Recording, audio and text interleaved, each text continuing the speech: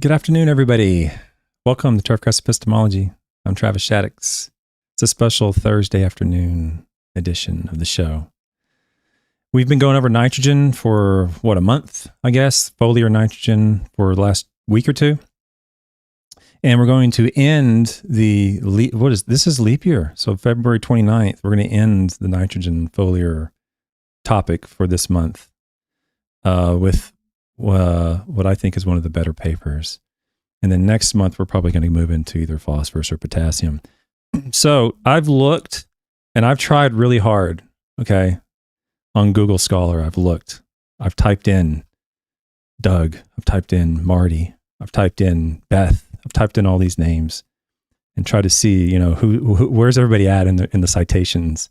And I have yet to find anybody close to the number of citations my guest has today. Today, my guest is Dr. Mike Richardson from the University of Arkansas. Hi, Mike. Hey, Travis. How are you? I'm well. I've really tried, Mike. I've tried to find somebody with more citations than you, and I can't find one. Well, when we first started thinking about this topic, I was also shocked that there weren't many citations out there. I mean, you could go back 20 years ago and Dan Bowman did some work, but it was a pretty slim body of literature on foliar uptake of nitrogen in turf grasses. I mean, it's been done in other crops, but not much been done with turf. Well, yeah, not just this topic though, on this paper, but you. Oh. Just the name Mike Richardson. I think it's like 5,500 citations or something. I mean, someone like Soldat or, Goethals, I think would be up near your numbers, but they're not. I mean, they're both. I guess that's good for me to hear. Yeah. Those are two fine scientists, sure. And I think maybe. Well, I don't know about Beth, but I guess I'm just older than most, so that's probably why the numbers are so high. Maybe you've just been around. Maybe it's like Groundhog Day, where Bill Murray's like he's just been around for so long he remembers everything. Maybe that's what it is. I don't know. But welcome if there's by chance of anybody who's listening who does not know who Mike Richardson is, you want to give us a once over on who you are and how you got to where you're at? Sure. I'm a professor at the University of Arkansas, Department of Horticulture. I've been here for 25 years, actually 26 years now. And before that, I was on the faculty a short period, a couple of years up at Rutgers. Worked also briefly out in the turfgrass seed industry, kind of right out of my PhD.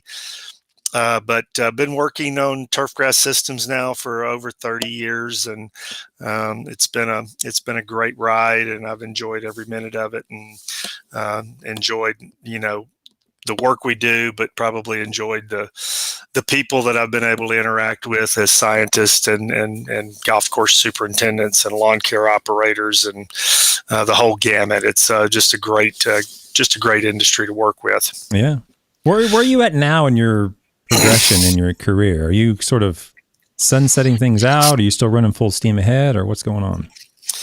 Well, I'm definitely meeting with my retirement counselor regularly now. So I'm probably going to be at the university another 3 or 4 years. And then I'm gonna probably retire. And I've got some other things that I want to pursue work-wise, as well as I've got 4 grandbabies that are less than 5 years old. So I want to start spending a little more time with them, and my wife, who's watched me work probably more than I should have over the last 30 plus years of our marriage. So like to do a few other things while I'm still healthy enough to do those things. Good. Fantastic. Well, you've earned it wherever you end up going or retiring, and kind of some people, I can think of one particular one in Florida. When he retired, he's more busy now than he ever was when he was a professor, and he was one of the greatest soil professors, in our industry. I'm like, how can you be more busy now? It's like, I just am. So, well, I have this conversation with my wife a lot. She's like, why do you work so much? It's like, Because I love my work, honey. It's not work. I get up every day. I'm thinking about turfgrass, and that's what I do, and that's what I'm really passionate about. And I mean, I have some other hobbies, but you know, I truly do feel like my work is my hobby. I mean, it's the thing that gives me a lot of joy, and so you know, it just doesn't feel like work to me. Yeah, I'm with you on that. I mean, I don't know how you are now, but if you're thinking about it in a positive way, thinking about it when you're going to bed and you can't wait to get up and go back and answer some more questions or work with some more students or meet, I mean, that's a great position to be in, regardless of whatever industry you're in, right? I mean, absolutely. You could be a painter or you could be a pianist or whatever. And that's a great, you found the right career if that's your mentality for sure. So, I agree. Today's paper, like I said, Mike, on the introduction, we've been going over nitrogen. In the last week or two, we've been going over a lot of foliar nitrogen. And oftentimes over the last week or two, I've got the question about when should we apply water, or when can we apply water, or how much is taken up immediately after foliar application. And of course, you have another paper about different nitrogen sources on uptake. Chris had a paper on different nitrogen sources, and I'll eventually get into that at some point. But this one's more about urea and how much gets taken up and how fast it gets taken up and all that stuff. So I wanted to kind of wrap this whole topic up with this paper. So that's kind of going to put a bow on this month of nitrogen.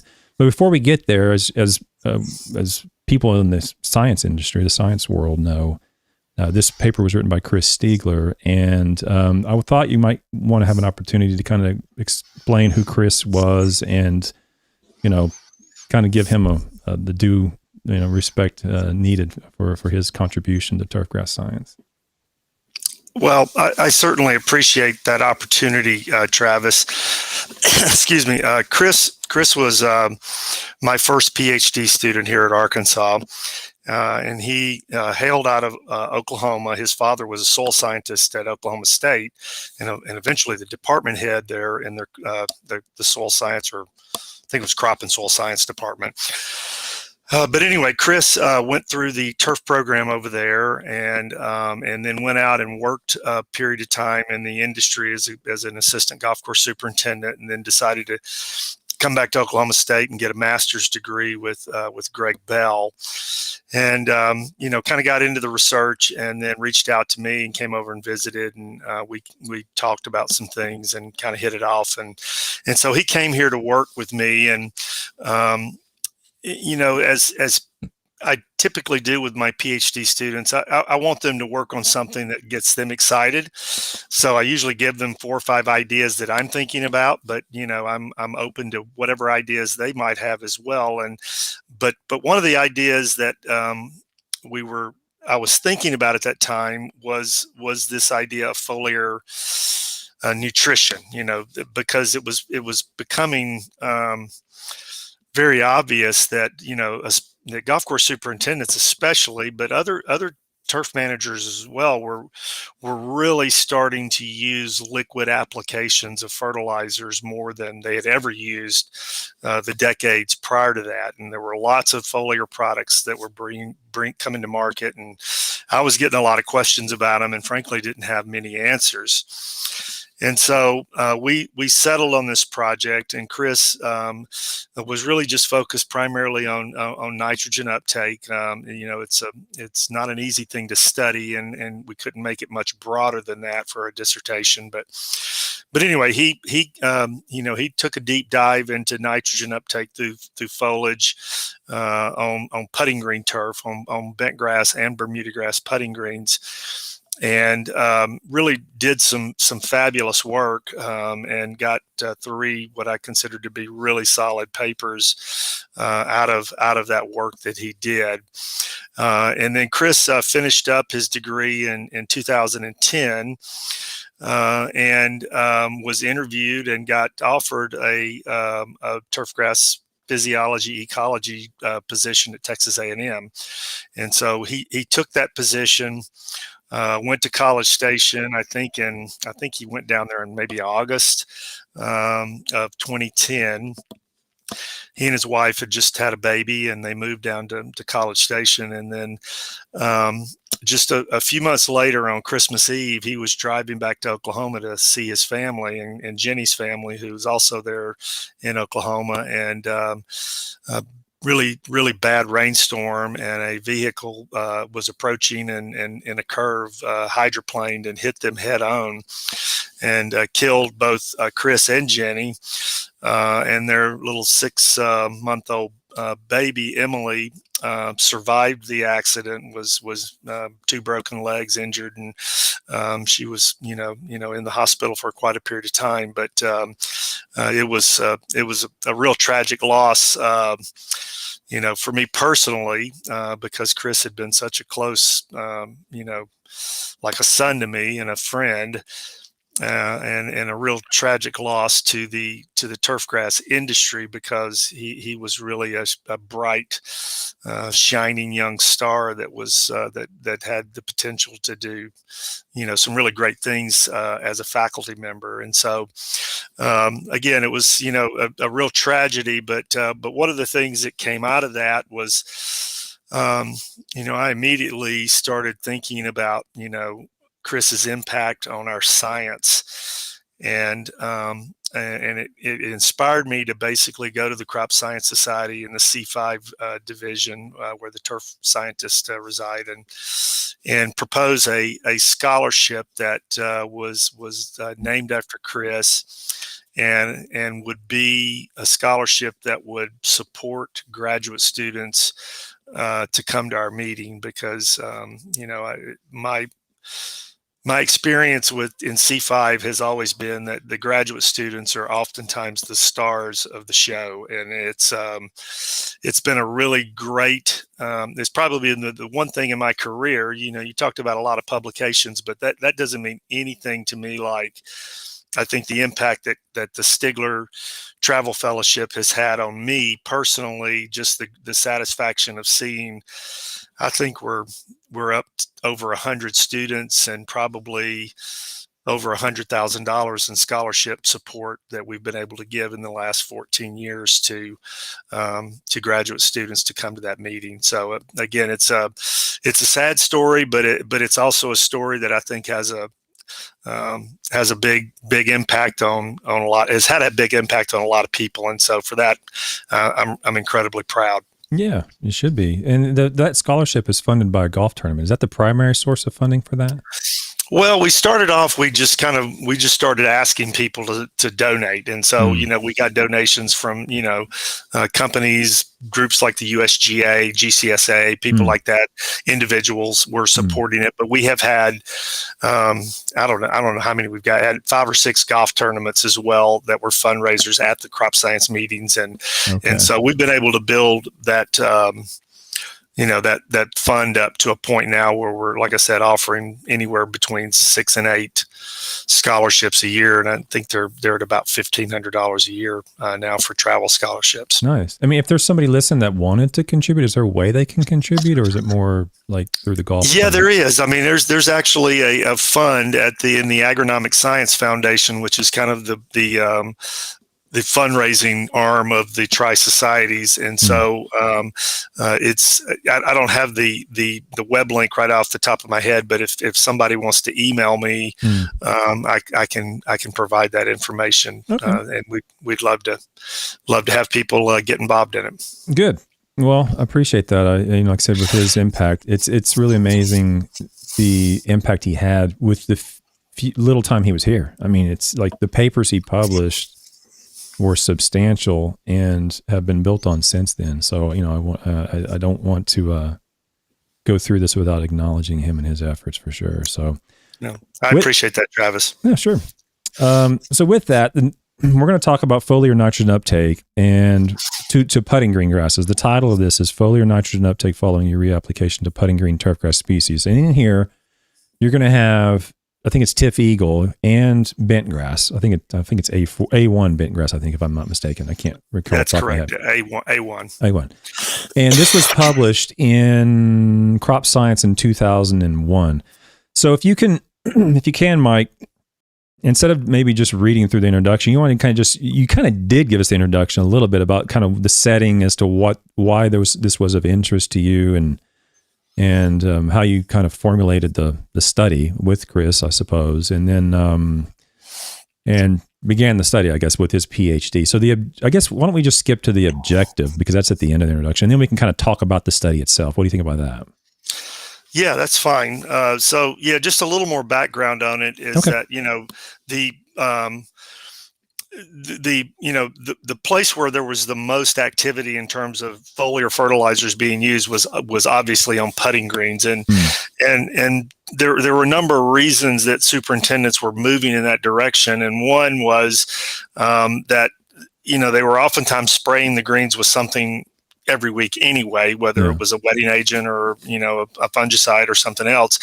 And so I think they started learning, and there was some data that supported that if you could do more frequent spoon feeding of grasses, then you could control growth. And I mean, if you've been watching discussions on Twitter and other areas over the last 5 or 6 years, measuring clipping rates and plant growth regulators and trying to manage growth is still a huge part of what superintendents are doing on putting greens. And so foliar fertilizers was one tool that allowed you to control very, very precisely how much nitrogen you were feeding the turf, and it also was a very precise application. You could put out very, very low rates at very very defined quantities, which is difficult to do with a spreader and a granular fertilizer. I mean, I don't care how good you are, it's hard to put that stuff out that accurately, especially at really, really low rates. Mm-hmm. So that was really what was happening. But as I started getting questions very similar to the questions you're asking about, well, when should I can I irrigate it? Should I irrigate it after I spray it? And there were just a lot of questions like that we didn't have answers to. And so it just seemed to me like, based on the paucity of literature out there, that it was, we needed to kind of just start at the beginning and say, okay, well, how fast is nitrogen taken up by the plant? Does the nitrogen care if it's an ammonia form of nitrogen or a nitrate form of nitrogen or urea nitrogen? I mean, what does it prefer? And so those were some of the real simple, basic questions that really hadn't been answered very thoroughly in turf. Most of the work that had been done on grasses had been more in, growth chamber settings. And so, field applications or field data from that was really non-existent. So that was what really led us to this. And then, outside of those basic questions, we were interested in things like, what happens across the growing season? Does do Bermuda grasses take up nitrogen better in the middle of the summer and not as well in the spring and fall? Or on the flip side, do cool season grasses like bentgrass take up nitrogen better in the spring and fall or the shoulder seasons and struggle to take it up in the summer? And so we were also interested in that question. Mm-hmm. And one of the things we addressed in this paper, and we were also just kind of interested in, is there a rate, or can you put out too much, or are there any parameters there that might affect the efficiency of uptake? Okay, yeah, and that's what you had here really, and you just identified the objectives where you looked at seasons, you looked at infill conditions or underfill conditions, and you basically looked at the putting green turf at sequential time intervals. So you were wanting to know, is there any differences in over months? So you had months as a fixed effect. Occasionally there's one or two people in the audience. It surprises me they ask these detailed questions. I said, show me the ANOVA table. I'm like, really? You want to see the ANOVA table? Like, okay. I mean, that's pretty sharp. That's pretty sharp if you're at that level. So for those people who are interested in that, they had seasons or months as a fixed effect, which is not common. Usually time or years or months are usually random effects, right? So, but in this case, you were actually asking, is there a difference in May versus June, or June and July, whatever the case might be, and what's happening within those months, I suppose. And so that was the objective. So the materials and methods, if we can get there, basically you did this at your research center there in Fayetteville, Arkansas, which I've had the pleasure of being there at least once for one of your field days, many years ago, a long time ago. I think I remember that. Yeah, I came up. I think I was working for Harold's at the time. Was I working for Harold's? It must have been, because it was like 2007 or 8 or 9, so a long time ago. And I was pleasantly surprised. That oftentimes where I came from, we at UF they have a tiny little turfgrass research center. And I was like, is this normal? I went to your place and I was like, your place was bigger than UF's at the time. So I'm like, this looks great. And so they've since moved into a different location, but you guys were, par for the course, look good. So, so you did it at Arkansas and you did it with A1, here it is. Yeah. A1 creeping bent grass and TIF equal hybrid Bermuda grass. Now I highlighted this one running right here in lighter green. And this is really more for a point of conversation between, I don't know, it's probably going to bore the audience to tears, but in here, I want to read this, and I really have a comment / question about this. And I think I know why you put this in here, because later you tried to, there's an attempt to explain some of the data.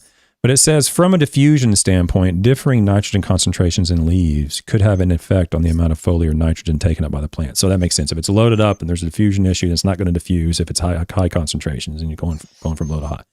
However, it should be noted that Bowman and Paul 1989 found no significant difference in foliar absorption efficiency between insufficient and deficient turf grasses. Now, I'll admit I haven't read that paper in I don't know how long. Okay, but basically what you're saying, or what I'm inferring from what you're trying to say there, is that regardless of whether the turf grass is supplied with sufficient nitrogen or not, this group of authors found there was no difference in uptake. And I'll be frank, I'm not convinced that that's entirely accurate. But I haven't read that paper in a long time. So, because later on in this paper, you're going to find there's some discrepancies in the months or the years that you didn't expect. And although that's sort of, I'm sorry, I skipped ahead. That's tangential. But you're going to find differences in nitrogen application rates. The lower rates you found the greater uptake. The higher rates you found lower uptake. And that's so consistent in the literature, where you find more of a percentage of the applied being taken up from the lower application rates than the higher application rates. And I've, without citing anything, I've usually come to the assumption that those lower nutrient application rates are taken up at a greater percentage of the applied than the higher application rates, because the nitrogen tends to be deprived of nitrogen at those lower rates, and it's more inclined to take up more of the nitrogen when it's more deprived of it. But this citation seems to refute that notion, or at least you mentioned here that, hey, this might. These authors found that it didn't matter whether it was deficient or sufficient, the nitrogen uptake was the same. Do you care to comment on that, or was that what you were going for, trying to say that? Well, yeah, I'll comment on that. We really didn't set up the study to have a what I would consider to be a nitrogen deficient and a nitrogen sufficient treatment. So we didn't pre-treat the areas or not treat areas and try to get them, really hungry versus things that are well fed. But one of the things that I was really fortunate with this work to work with a couple of incredible scientists here at Arkansas, Derek Oosterhouse, who if you want to learn about foliar nitrogen, you'll find his name published. What did you say? I had 500 publications. He's probably got 5,000 publications. Yeah. But most of his work was on cotton. Okay. And he had looked at some of that and what he saw in his work, and I think what we saw in this study too, was that plant leaves they only have a certain capacity to take nitrogen up. Okay. And so as you start trying to dose it with higher levels of nitrogen, it may take up more nitrogen, but if you start looking at it from a percent uptake standpoint, what you'll see is that percentage will generally go down some. And we saw this pretty consistently in some other studies as well. So, like I said, we didn't really study deficient versus sufficient turf in terms of applications and uptake, but I do think, and this is something when I teach this, Travis, out in giving seminars or even to my students here at Arkansas, it's just I'm still a firm believer that roots play a very big role in fertilizer uptake. Of course. And, foliar uptake is a way to supplement and control certain things in terms of feeding of things like nitrogen. But if you're trying to get a lot of nitrogen in a plant, the best way to do that is through the roots. Yeah, I think I even mentioned that. I mentioned that yesterday or the day before yesterday. I can't remember, but I'm with you on that. I just want to maybe visualize this for the audience or for myself too, is that if we use the analogy of, let's say you're drinking from a water hose, you're going to drink X amount of water. If you're drinking from a fire hose, you're only still going to be able to drink the same amount of water, but you're going to lose a lot of that water because it's being rushed at you so much. So is it simply a matter of the capacity of the turf grass to take up? It's only going to take up X amount, regardless of how much you throw at it. Not necessarily the nitrogen sufficiency status of the plant, or maybe there's a combination going on there. Well, again, there could be something to the idea that if it's really deficient in nitrogen, maybe it can take up more at that point. But I do think there's a capacity in the plant. Those little transcuticular pores in the cuticle. They can only absorb so much. It's not like mass flow through the roots with in a solution of soil water that the plant can really take up a pretty abundant amount of nitrogen, but I do think there's a limit. Well, on that note, since you mentioned it, and it's not really in this paper, I don't remember. I don't recall if it's in this paper or one of the other papers. You mentioned the term transcuticular pores, and this notion still comes around in the industry. And in fact, I was in Fort Lauderdale when I was a faculty member down there, and a salesman came in, and I guess he didn't know who I was, and he was trying to discuss with me about nitrogen uptake and how his nitrogen has the greatest capacity to be taken up through the stomata. And I'm like, whoa, hold on. like, wait a second here. Are you sure about that? And so when the notion of nitrogen and nutrients in general being taken up through the actual air space of the stomata versus transcuticular uptake, I don't know. Again, I don't recall. I don't think it's in this particular paper, but I don't know if you defined it and identified this with, such certainty, but it seems to me the uptake, if there is any, going through into the plant through the stomata seems to be a very, very inefficient method of uptake versus, transcuticular absorption. What are your thoughts on that? Well, I have pretty strong thoughts on that actually, because, the first point is that if you look at the area of the leaf surface that is stomata compared to the total leaf area, I mean it's very small, like 4 or 5% maybe. So you're only looking at 4 or 5% of the leaf area that the nutrient could go in if that's a major entry way into the leaf. So that would certainly suggest it's not efficient. But then we actually did a study, and I think we published it in maybe the nitrogen source paper. I can't remember. I know it's in Chris's dissertation. I don't know if it ever got into a paper or not. I think it did, because that's the one where you did it in the middle of the night, right? Yes. So we basically applied the nutrients at 8 o'clock in the morning after the sun had come up. So the stomatas would be open at that point. And then we also applied it after the sun went down. I think it was, 8 or 9 o'clock at night that poor Chris had to go out there and spray plots. And then basically we harvested the tissue 8 hours later and measured uptake. And what we found in multiple runs of that study was that there was never any difference in nitrogen uptake between a morning application and a nighttime application, which again was pretty good confirmation that the stomata are really not important in terms of how much nitrogen you're getting taken up. It's most of it's going through the transcuticular pores. I know that was sort of secondary, but it was you mentioned it, and that was a point I wanted to hit on while you mentioned it, because I do recall that was a completely separate paper. I thought I had that listed, but I don't have it on my notes here. So anyway, we'll get to that one at some point. But nitrogen uptake through the leaves, the cuticle of the leaf does occur, but it doesn't seem like going through the stomata would be a very likely entryway. So at least when you're looking at percent that is uptaken. Okay, so Back on target. I'm sorry. I get distracted sometimes. Uh, I do too. So this project was in Arkansas. You're looking at bent grass and Bermuda grass. You did it with N15 labeled nitrogen, and it was over 2 years. And in 2007 and 2008, applications of foliar urea were made once a month, May through September, with N15 labeled urea. Now, I did a literature review here recently for an association on pesticide efficacy. And I was shocked. I don't know anything about pesticides. I was very, very ignorant about pesticides, but I was shocked the differences in pesticide efficacy as it relates to the nozzle type of a spray rig. Shocking. Mm-hmm.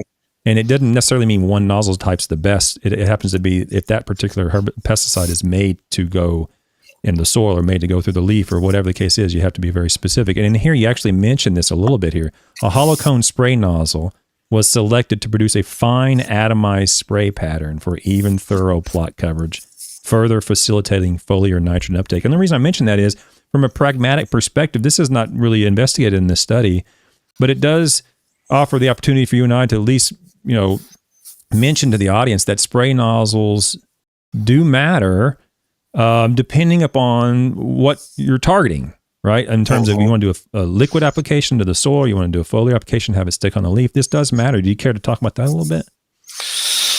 Yeah. We never really, looked at that specifically, but, again, in working with Derek Oosterhouse, he made that point that, a lot of the cotton growers were trying to use their pivots to put out what they were thinking was foliar nitrogen, but really they were putting it out in such a massive spray volume, large droplets, gigantic droplets compared to what any spray nozzle is going to put out. And what they found was that foliar uptake was really reduced considerably, but based on the fact that the size of the droplets and the volume of the water. Yeah. And so, we definitely knew we wanted to get something that was going to be fine droplets, get as much coverage as we possibly could on the leaf. And I still think that's, that's what you're looking for, with a foliar application. Now, there's a lot of different kinds of nozzles out there now, when you start looking at things like air inductions and some of the different nozzle types. And I think the pathologists have probably done a really good job of defining, the coverage you get with certain types of nozzles versus others. And I'm not completely up on all that literature, but there's no question that if you're trying to cover a leaf with a contact fungicide, or if you're trying to cover a leaf with a foliar nitrogen application, the better dispersion, the more you can get that evenly distributed on the leaves is going to improve nitrogen uptake. Yeah, just keep that in mind in general. Like, think about your target. What are you trying to target, the soil or the plant?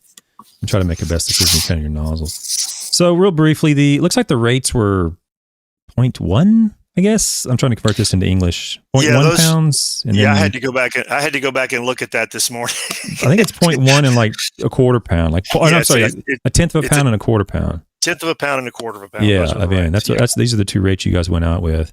And for 24 hours after the period, after the application, there was no irrigation or rainfall applied. So that was good.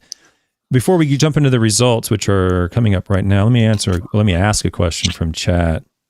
And this is a little bit tangential to this, but that's kind of where we've been today anyway. So John Fetter asks, does the use of chitins or natural adjuvants increase the uptake of foliar urea or ammonium sulfate? Well, that's a really good question. Bruce Branham and one of his students, Shelby, that's what happens when you get old. You can't remember everybody's name. But anyway, Bruce Branham and one of his PhD students at Illinois actually looked at adjuvants in foliar uptake. And what they found was that they got, slightly improved uptake with some of the adjuvants. Wasn't a big number, but they did get a little bit. But one of the things that you got to keep in mind is that urea itself is somewhat of an adjuvant. It will reduce the surface tension of your spray solution, and so you do get some spreading just from having the nitrogen in the solution. I don't think there'd be anything that would ever make me say don't put an adjuvant in there if you want to, improve the spreading of the solution on the leaf. I think that's perfectly fine. But we didn't actually use an adjuvant, and I don't know that it really diminished what we saw. Mm-hmm. I will just add to that a little bit. When I was doing some work with Foliar applied iron, I didn't actually measure this in terms of like having it as a fixed effect or anything, but it was in my observation when I was doing that there were some cases where iron sulfate was applied without an adjuvant, and iron sulfate was applied with a product that had an adjuvant in it, and the differences were quite small. Okay, they weren't. I mean, I don't think an average person would be able to pull those out visually. But I was able to pull out because I actually looked at it and like, oh, there might be a little something going on there. I was able to see that, and there was a little bit going on with some NDVI stuff. But I would say generally from my work with iron, I would agree with what you're saying is that I think the value might be in the, oh, whoops, I did this at the wrong time sort of scenario. Like if you went out and you only had like 2 or 3 hours on the leaf before it started really raining, or if you went out with a plant that was really had a lot of very fine hairs on the leaf tissue, and the water couldn't penetrate that to get to the cuticle. Like crabgrass, for example, might be one that you can't really get the water onto very easily. Something like that, I think it would be useful for. But as people, the regular audience that watches this channel knows, my question back would be, okay, let's say you do get a little bit of advantage, maybe 5 or 10% more increase. How much does that cost? How much is that? How much are you gaining from buying that product and putting it in your system? And then if it's worth that cost to you, then so be it. But it's not just a matter of I'm getting 10 or 15% better quality or color or whatever. It's a matter of what does that cost to get it, and then weigh out those options. That's usually my approach to a lot of things. Well, let's get into the results. Basically, just so we're on the same page, we're in Arkansas. We got Bermuda grass. We got bent grass. We're applying 2 different rates of urea nitrogen label N15 label, and they're going to collect the tissue. They're going to measure the nitrogen percentage, and they're going to do it over time. So they're going to do it at, say, I don't forget the time limits, but we're going to look at a graph here in a minute where you measured at 1 hour or 4 hours or 10 hours or whatever. So you're measuring that. What was the percent taken up over time within a very short time, not just one day. A lot of times, as you know, Mike, a lot of times you'll see these done. It'll be like the first time level will be day 1 and day 4 or so forth. And this 80% or whatever is going to be taken up in the first day. Well, reality is superintendent's not going to put it out, or even a lawn care operator is not going to put it out and then not do anything. I mean, they do anything for a day or 2 days. They're not going to wait for maximum uptake. And you actually make a point of that here in this paragraph. That a lot of people they're not going to wait for the maximum amount of absorption. They don't have time to do that. They may need to put out some water. And that's what you mentioned right here. It says, however, from an agronomic perspective, from a golf course superintendent, wishing to maximize foliar uptake of urea in on creeping bentgrass putting greens, delaying necessary management practices like syringing for longer spans than 1 day in an effort to obtain a little bit of an extra uptake in nitrogen, being 9 or 10%, is probably not practical. Right. So I like that you added in this practical stuff. I was talking to Ross Braun months and months ago when he came on, and he has a very practical approach to when he's writing. It's not just all hardcore science. There's a component of, hey, let's not forget why we're here. We're here for practitioners to use this, and I really appreciate when writers include stuff like that in there. Yeah, and when I give seminars on this, I talk about that quite a bit because it is one of the more common questions that I get. Oh, should I water it right away? Can I water it in an hour? Can I water it the next day? What's the protocol here?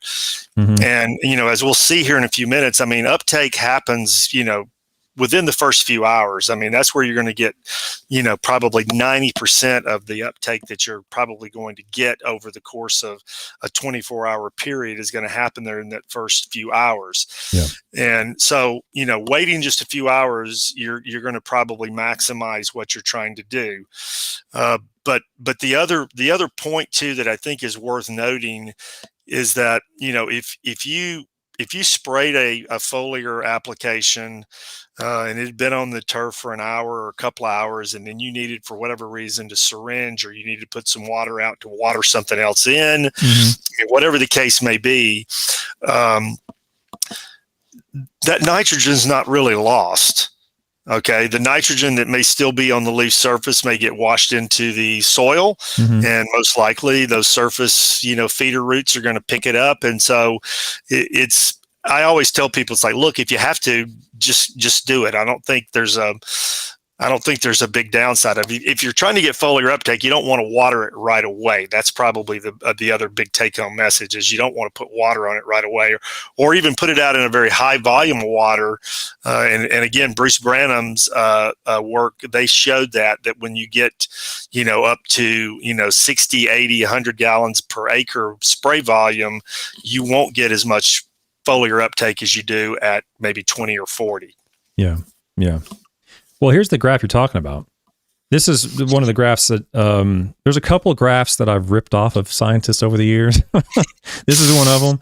And then Beth did a paper that I did yesterday. I forgot to tell that. She did this paper with leaching where she has all these little icons and stuff. And I completely ripped that off too. And we all do it, Travis. Yeah. I mean, okay. When it looks good, it looks good. You don't need to reinvent the wheel here. If it's good data, it's good data, man. Yeah, exactly. You present it. But when you see stuff like this, you begin to realize the value of someone like Chris going in and doing these samplings at earlier time levels, because you did it at one day. You're out here at 55 whatever percentage the uptake of the nitrogen, versus when you do these at 1 hour or 2 hours after application, then you start to really get some information that's valuable to us. And not only science, but practitioners. And so this is what Dr. Richardson was talking about, where this time level right here is probably what? I can go That's back 1 hour. 1 hour. Yeah, it was 1, 4, 8, and 24. Yeah, so at 1 hour on bent and Bermuda grass, you're talking 40 to 45% of the uptake of what was applied occurring in that first hour. That is fast. And I don't maybe people do appreciate what this means, is that literally before you get to the back nine, or before you get to that third football field, or before you get to the 10th house down the street, what you just put out is already doing its business. 50%, let's just say roughly 45%, has already been taken up in the first hour. So, we would miss that if you didn't do that time level. And I don't know if people can really appreciate the magnitude of the challenge involved to do this, because how many plots you dealing with? You're dealing with 3 or 4 reps. You got all these plots out there. And by the time you finish applying this on the first day, it's already been an hour. So now you got to go back and start, you got to start you got to do these things exactly timed perfectly to get things done at that time. So bravo to you guys. I like this stuff. It's good. So that surprised us a little. I mean, it didn't shock us, but I still kind of hold that, if you look at that top graph there on the bent grass, at 4 hours, we had a little bit more, maybe another 5 or 10% uptake. And then at 8 hours, we had another 5 or 10% more uptake. But it was amazing. If you looked at the difference between 1 hour and 24 hours, you got most of it in there that first hour. Yeah. I mean, that first hour is where most of the action happened. Yeah. That's this graph, along with some other data here and there, is why when people ask me, well, when can I go back and irrigate, say, even if it's something like iron applications, different element, different altogether, but, urea application, whatever, when can I go back out and do it? Well, with urea, certainly within the first 3 or 4 hours, you're going to get most of the nitrogen uptake. I mean, if it's going to be taken up by the leaves, it's going to be taken up in the first 3 or 4 hours. So if you put this out in the morning, certainly by the afternoon, I would think you'd be fairly safe. If you really felt so compelled to go out and apply some water, you'd be safe knowing that a large portion has already been taken up to the plant. And as you said, even if there's still some left on the plant to be taken up, and you put on a syringe cycle, it's just going to be washed into the soil. Yeah. and you have secondary opportunities there for uptake. So I like this graph. Yeah. You can use it anytime, Travis. Oh, believe me, it's in my PowerPoint presentations now. Now I give all the citations and everything, but it's in there now. So this is sort of one of the more interesting things to me about this paper is this particular graph where we're looking at very short time levels. Now, when we're talking about, this is what I was talking about earlier about the rate of application, when you deal with these lower rates, I don't know if biologically there's a whole lot of difference here between 52% and whatever this is, 50%, but you're going to see generally a greater percentage of the applied nitrogen taken up at lower application rates. And that's what you and I were talking about earlier about, your mouth is only so big. You can only drink so much at a time, and if you're getting flooded with water, you're going to waste some of that water. And that's probably what's going on here. There was some postulation you guys provided in the paper about what might be going on with the month to month thing down below. But, just for future graduate students and scientists who are going, well, why was more nitrogen taken up at a lower rate? That's very consistent, even with normal soil applied nitrogen. Low rates generally have greater percent uptake, even through the roots. That's very, very consistent. Yeah, but one thing, and again, this is an area that would be a really interesting thing to look at. Moving forward is that even though at the lower rates tended to have similar percentage uptakes, or even in some cases maybe a little better uptake or whatever than the higher rates. It's still, if let's say both of them were taken up at 50%. 50% of a tenth of a pound is considerably less than 50% of a quarter of a pound. So, sure. So that quarter pound rate was still able to take up more, but there wasn't a suggestion that if you put out more nitrogen, it was suddenly going to be able to take it up at a much, much higher rate. And that was probably the take home message. But, sure. I think, people ask me about rates. What's a minimum rate? There is no minimum rate. You can put out however low you want, but I still kind of believe about a quarter of a pound is about as high as I would ever probably want to take. For foliar uptake on putting greens, or just for liquid? What about liquid? I would say probably in general for most turf grasses. I mean, once you get over a quarter of a pound, my guess is you're really gonna start seeing a decrease in the efficiency. But we never did that. I mean, it would have been interesting to take that out to 0.2, 0.4, 0.5, whatever pounds to see if you still started seeing a decrease in uptake efficiency. But what I'm asking specifically is about uptake through the leaves, or just uptake of the nitrogen completely total? Uptake through the leaves. Through the leaves, yeah. So if someone was applying a liquid application intended to be applied to the soil, but through a liquid, that would be a little bit secondary, different from what you're talking about, right? I think in that case, you could put it out, just like you would put a granule. You go a pound or pound and a half or whatever you wanted to put out at that point. Okay.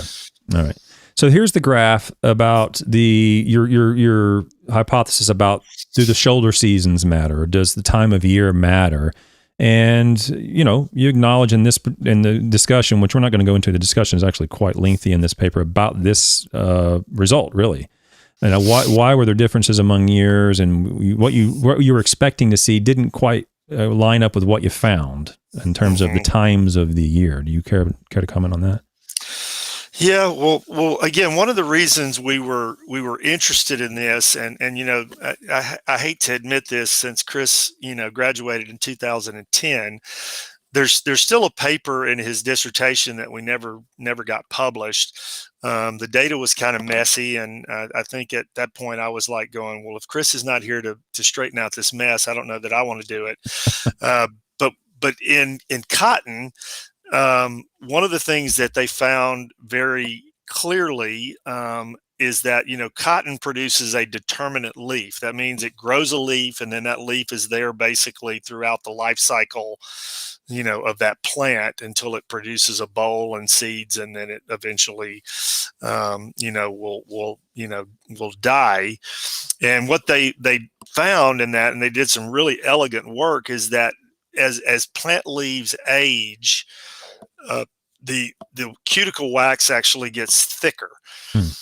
And so one of the things that we thought is that, well, if, these turf grasses, when they go into more slower growth periods, does that affect the thickness of the cuticle wax, and does that potentially affect foliar uptake? And so that was kind of what our working hypothesis was, is that, let's say, for example, Bermuda grass, okay, in the middle of the summer, it's growing really well. You're clipping every day, you're taking leaf tissue off. But as it gets into the fall of the year, especially as it starts, really responding to shortened day lengths and cooler temperatures and starts slowing down, does it start developing a thicker cuticle layer? And Chris had some pretty good data on that showed that, there is some changes that occurs in the cuticle layer, but we never could really pick it up in the field. When we grew plants like in a greenhouse and just let them grow and let the leaves really mature, we saw that the cuticle got thicker, and that was probably suggesting that, it was not going to take up nitrogen as well. But I think in the dynamics of a putting green, because the grasses they're always growing a little bit. They may be growing more sometimes than others, but I think, and then the daily mowing and removing of that leaf tissue and stimulating that growth, I think we're dealing with basically young leaves all the time.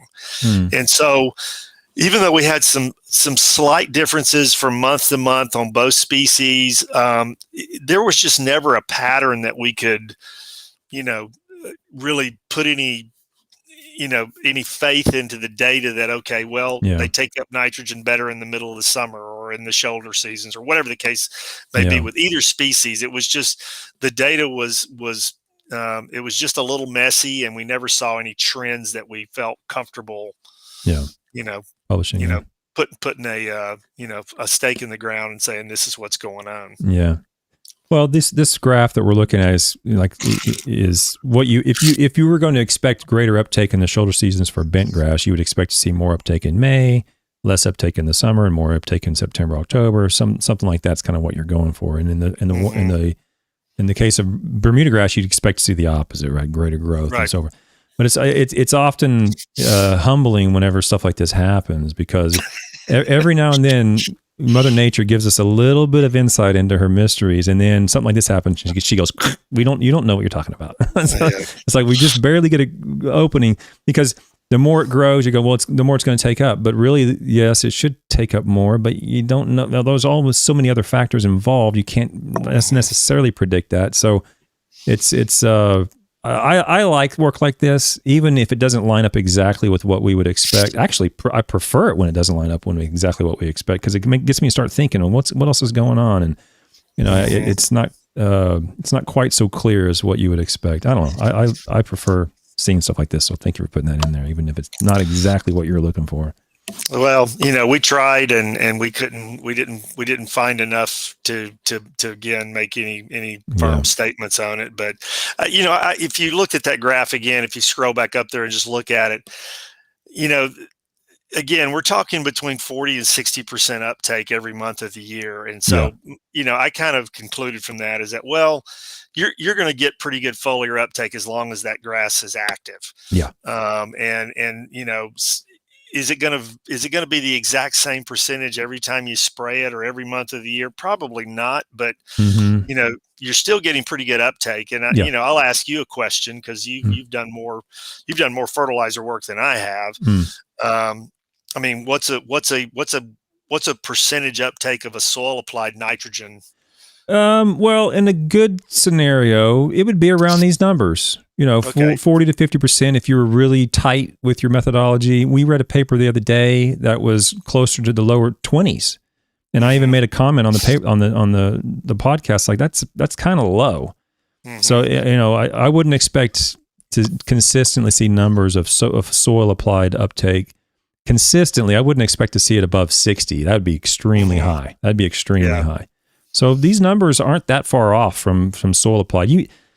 You might see them a little lower, maybe in some cases, but this is pretty consistent from what I've worked with, and I know this is foliar uptake, but I wouldn't expect to see a whole lot of difference. If anything, maybe a little lower than this, but around that number. Yeah. Yeah, and that's kind of been my view. And again, I haven't probably scoured that literature as much as I should have, but yeah, I mean, I've seen soil applied nitrogen, like you said, be as low as 20 or 30%, and maybe 60 or 70% would be that would be gold in terms of how much you got in there. And so again, I think from an efficiency standpoint, I still think foliar uptake is quite efficient. You just can't get as much into the plant at one time as you can probably from a soil applied source. Yeah, I mean, the value. I would like to partition this a little bit better in the literature. I don't know if I can think of one off the top of my head that's really strong, but what is applied, the idea being whatever is applied to the leaf, if it doesn't get taken up, it gets washed off and so forth. There's a great deal of, at least I'm convinced that's very likely to happen. But what percentage that got washed off eventually gets taken up by the roots? There's probably been some work done on that. I can't think of anything off the top of my head, but regardless, you're still getting 40 or 50% uptake here. Mm-hmm. Certainly some of it gets washed off, is very likely to be taken up by the roots anyway. So for those people, I guess I'm glad you went back to this, because for those people who might not be in the know about nutrient use efficiency, I don't really like that phrase, but I'm going to use it for now, is that they might think, well, I'm applying a pound of nitrogen, I'm getting a pound in the ground. No, you're not. 50% is a good ballpark. If you get 50% in the leaf, you're doing pretty good. If we recover 70, 80% in the whole system, that's doing pretty good. Mm-hmm. Okay, so you're not getting anywhere near in the plant what you're actually applying. If you're applying a pound, you'd be lucky to get a half pound. But that's what it needs. Well, that 1 pound of application, even though you're getting half in, is still resulting in the desired outcome. So that's what's important. So sorry, kind of went off on a tangent there. Well, let's see. Was there anything else I wanted to cover before? Let's see here. You sure you don't want to go over that ANOVA table in some excruciating detail? I have one from who's the guy at Connecticut? The real nice guy up at Connecticut, Scott Ebden. Yeah, I did a paper once that was so, oh my God, it was so just too deep. Okay, it was just too deep, and I had a ANOVA table in there that was just, I don't even want to go there. It's ridiculous. And Scott, bless his heart, he actually called me or emailed me. He's like, Travis, let me work you through this and just kind of get this line. I think he was the editor at the time. And he went through there and helped me with that dang ANOVA table and really just like, okay, this is what we need. This is what we need. This is what we need. And I just feel, I'm like, man, that is going over and beyond your responsibilities as an editor. So, yeah. But I've seen my fair share of ANOVA tables. I don't care to go through that thing. But anybody that wants to read it can feel free to download it. Let's just jump to the conclusions. There's one little thing in here I wanted to make sure I mentioned, and then we'll wrap this thing up. Most of the foliar applied urea, nitrogen was absorbed in the first 4 hours, which is what me and Dr. Richardson just mentioned. While the greatest increase in fertilizer nitrogen within leaves and shoots happened between time 0 and 1 hour, which is also what he mentioned, right? So that 1 hour to 2 hours is a critical time, I guess, Mike's what I'm getting at. Is that's the time if you want foliar uptake to avoid any applications of water. I mean, don't rush out there. Oh, there's rain coming. I got to get this application in. If you want foliar uptake, don't do that. Yes. That first 1 or 2 or 3 hours is critical. So though foliar fertilization of putting greens can provide an efficient means of delivering nitrogen turf grasses for growth, metabolic functioning, and or recovery, our data show significant differences in the amount of fertilizer nitrogen recovered in plant tissue during different months and years. And then it says, additionally, we found significantly lower uptake efficiency when higher N rates were applied. And I'm just mentioning that to make sure we drive home, that's very common. It's very common. The high rates are generally less efficient in terms of the percent that was applied being taken up. That's not unusual at all, at least from my knowledge of the literature. Now here, this last little thing I highlighted, it says, based on our results, the following is recommended for greatest efficiency. So this is where I was getting at earlier when I was talking about like the pragmatic, verbiage. And oftentimes, Mike, I've been guilty of getting so knee deep into it. I'm writing, and get to the conclusion, I'm done. And then like back up, like, wait a second. nobody's going to be able to use this information from a practical perspective, And so I try to go back and add stuff like this in. So I'm glad you guys included it. Based on our results, the following is recommended for greatest efficiency. Number 1, use less than a quarter pound of N for application rates.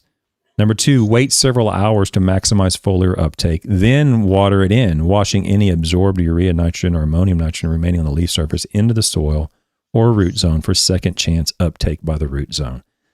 That's pretty succinct.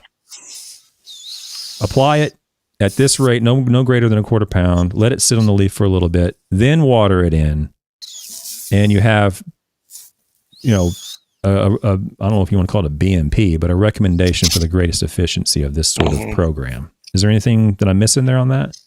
No, I mean, in this paper, that was really the best practical conclusions that we could try to provide to the end users, to just give them, okay, here's 2 or 3 points out of this research that you should be able to take back and put it into practice on whatever you're doing, whatever kind of turf you're managing.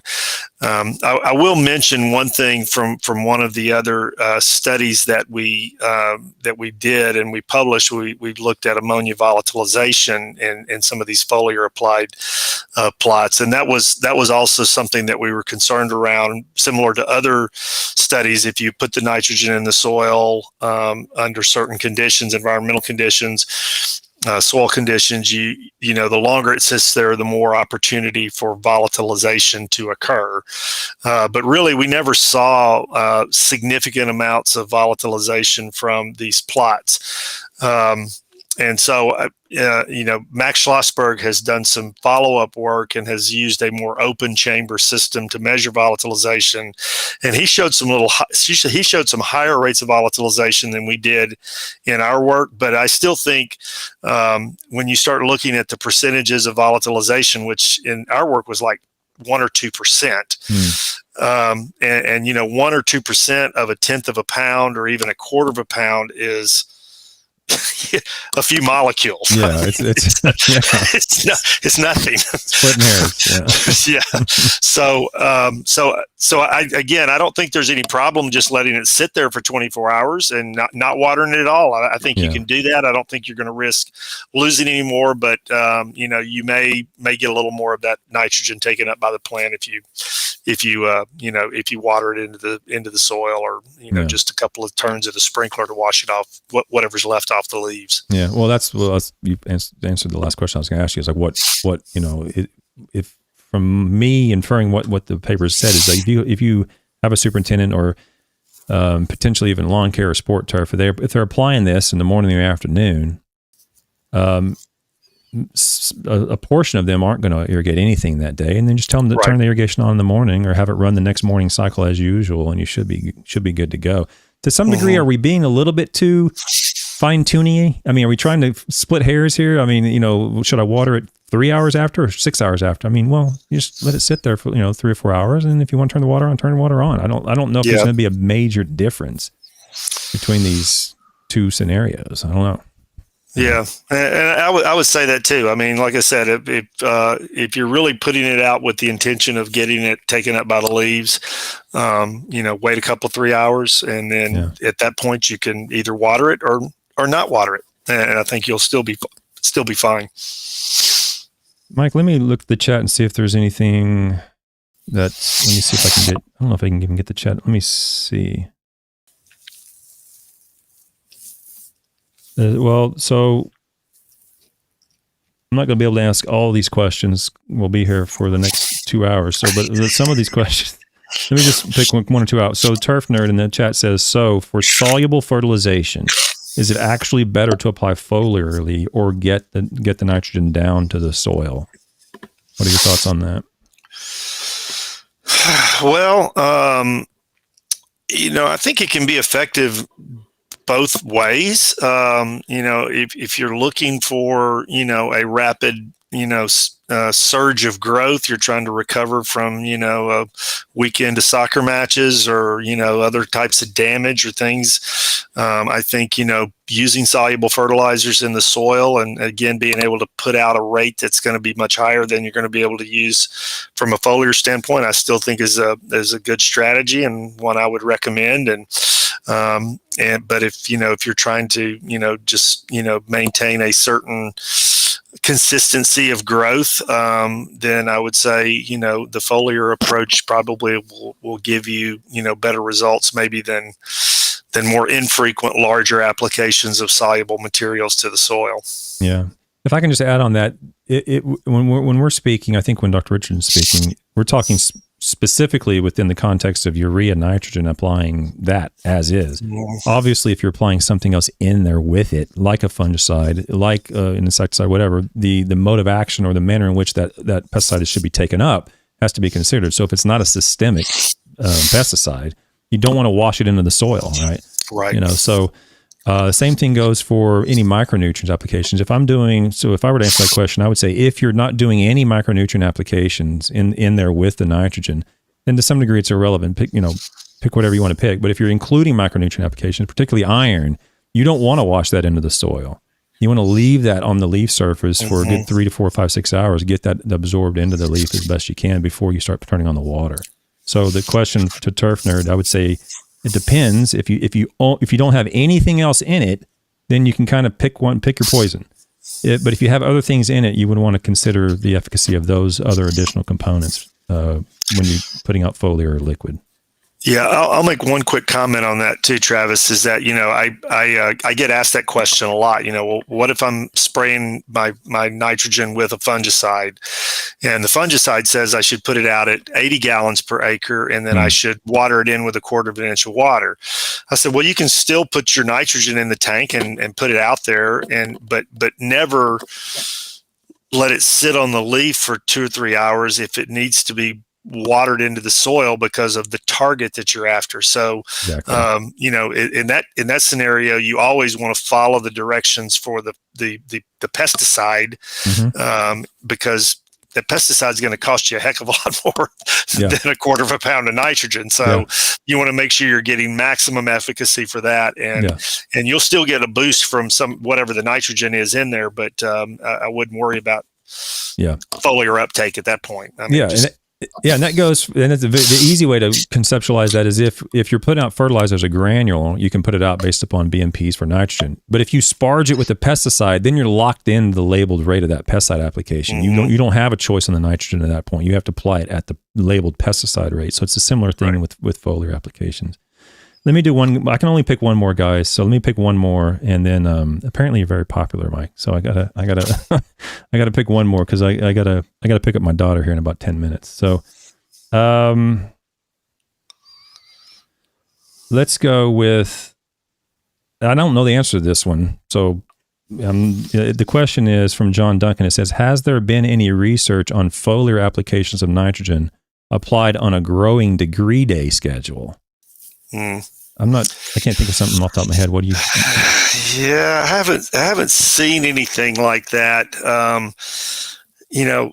I use, you talk about stealing somebody else's work. Dan Bowman did a study back in, I think it was in the early 90s. He did a growth chamber study where he looked at applying 1 pound of nitrogen to ryegrass once a month, 1/2 pound of nitrogen applied every 2 weeks, 1/4 pound every week, and then he actually had a treatment where he applied whatever it is, 1/30th of a pound every day. And it was just interesting how the fluctuations in growth patterns changed as you went from a single high rate of application down to a 1/2 rate to a 1/4 rate to a 30th of the rate. And so it would suggest that, you're going to obviously get longer growing degree days or longer days out of a higher rate than you will a lower rate. So I don't know that you could ever model. I don't know. I'd have to think about that a little bit. I don't know that you could model nitrogen against growing degree days because it's going to ultimately come down on the rate and the potential growth rate of the grass at that time. Yeah. Yeah, I don't know either, and I'm a big advocate for saying I don't know when I don't know. Oh yeah, that's right. There's way more I don't know than I do know. I can promise you that. Well, Mike, I could be here for another 30 minutes answering any questions, but I'm not going to because I have to go. So, okay. But clearly, you're in high demand. So based upon the chat, they're definitely interested in knowing more about what you think about some things. But I'm just going to say thank you to you, Mike. I know you've been traveling around the globe the last last week or so, and I didn't know that, or I would have scheduled this some other time when you're not so jet lagged. Maybe, I don't know, but I do appreciate you coming on and going over Chris's papers. There's at least 2 more papers I'm going to go over Chris's. You're more than welcome to come back on and talk about them if you want. Last thing I want to do is screw up somebody's paper. But that'll be a little while before I get back to Chris's paper. The stomata paper is particularly interesting as well. Yeah, you're always welcome to give me a call. So okay, no, I appreciate it. For those listening and watching, I'll be back on Monday morning at 10 a.m. Eastern time. Until then, I really appreciate you, Dr. Richardson. I appreciate everybody watching. I'll say goodbye, Dr. Richardson. Hold on, just real tight, real quick. I'm gonna come back to you in just a second. Okay. Thanks, everybody. Thanks, Travis. All right. Thanks. Bye.